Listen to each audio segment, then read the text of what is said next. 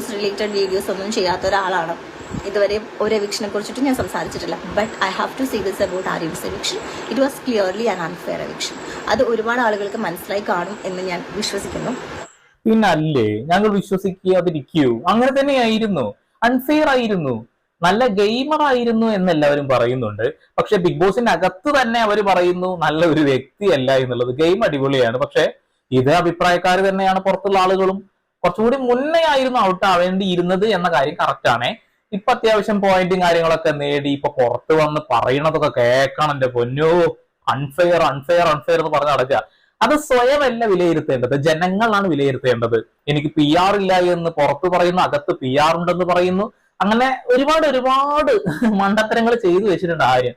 ആര്യൻ പോയത് എന്തായാലും നന്നായി എന്ന് പറയുന്ന കൂട്ടത്തിൽ ഒരുപാട് ഒരുപാട് ആളുകളുണ്ട്. ഇവിടെ പി ആർ വർക്കുകൾ ശക്തമായി പണിയെടുത്തിട്ടില്ല എന്നൊന്നും പറയുന്നില്ല. പക്ഷെ മസ്താനി ഇത്രയും